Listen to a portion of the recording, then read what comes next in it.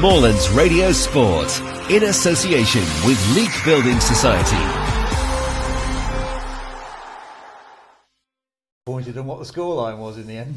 Yeah, I mean, I'm not disappointed because I think in reality, if they're a good team. They're a good team, and I've just said to the players, we played Whitton here a few weeks ago, and we had a similar scenario. We'd scored 3 goals in the first half, albeit we had a clean sheet intact at that time, and the second half was a lot more challenging, and I think that again shows the growth today of us, because I felt in the second half we had control, even though 3 that have come in, they're just working so hard, they look so fit. So we've got a lot at the moment going for us, but just said to them as well, we're not even at the halfway stage yet, so we certainly can't be getting carried away. No, a long way to go. But that front line of Carr, Stevenson, Trickett-Smith, every team in the league must fear coming up against them, because their interchange of passing, running off the ball, the way they work together was excellent. For this level of football, I mean, it's a joy to watch. Yeah, it is really enjoyable to watch, and that was something that when I was fortunate enough to be given the opportunity to obviously manage Leek Town, I said very early on to you guys that I really wanted to make sure that we entertained. That's so important, that people that come out that pay the money are going home having watched entertaining football. It's a joy to watch, and it's enjoyable to play in as well. Ultimately we've got a group of players who are loving their football because of the way that we're playing. They don't want games to finish, and they can't wait for the next one to start. So yeah, no, I completely agree. And Ollie Haywood, he's come in today and made his debut. We thought he was excellent. He slotted in as if he was a regular. The opportunity to bring Ollie in was something I couldn't turn down. I've known Ollie a long time, since he was 11 years old. He came through the ranks at Stoke, and obviously he's with Chester now. Played in the last 18 months, he's played 35 National League North games. We've brought him in on loan. That's an unbelievable.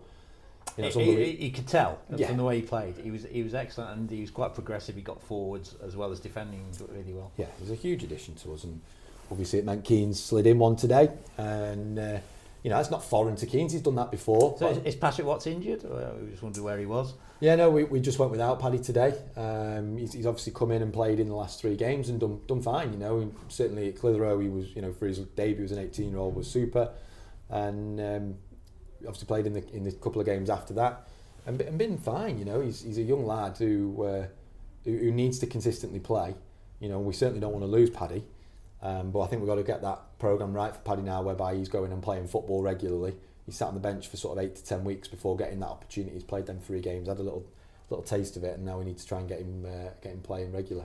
And you had Oliver Bavington on the bench, not someone we'd seen before. Yeah, Bavo's been named once before, but he's from the development squad. Again, he's got decent pedigree through his from his younger years, having come through Cruise Academy, but he's been with Leek for a little while now, and doing well in the development squad. And again, that's something that we're looking to really try and knit together. And obviously the players who perform at that level, we want to give those opportunities to be a part of the first team, and show everybody that there is a pathway. If people are good enough, that there'll be a pathway. So yeah, he's coming today, and hopefully he'll be involved in the future as well.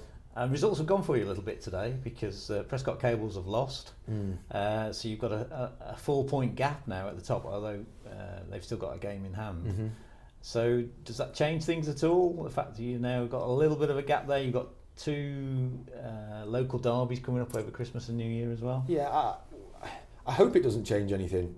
And what I mean by that is our players' mentality and mindset to focus on what we're doing, because we've been fantastic. We certainly can't think that we've arrived and we're this team now that sits on a pedestal and we're better than everybody else. It doesn't work like that. We've seen that, haven't we? We know how tough this league is. Because you'll be a target for other teams now to knock off. Without a shadow of a doubt. It's one of them now where we'll go to Widnes next week. Widnes are obviously a fantastic defensive outfit. They've conceded, or had conceded before today, the least amount of goals in the league.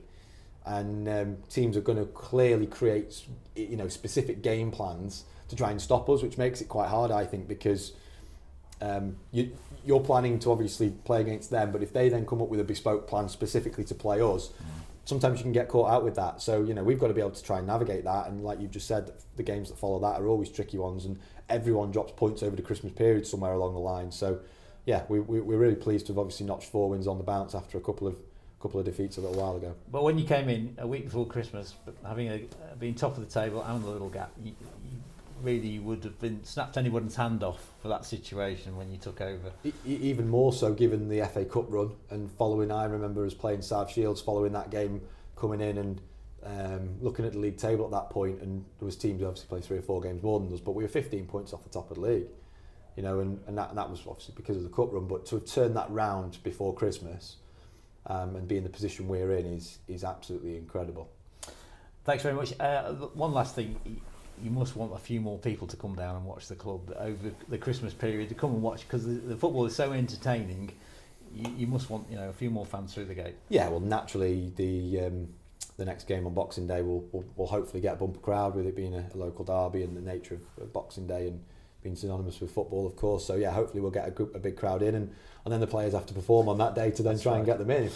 If the punters come through and we don't perform on that day, then they don't come back again. But yeah, absolutely, I do have to say that the football the lads are playing is an absolute pleasure to watch right now, and I'm absolutely delighted with them. Josh, thanks for your time and congratulations again on a fantastic win. Thank you. Moorlands Radio Sport, in association with Leek Building Society.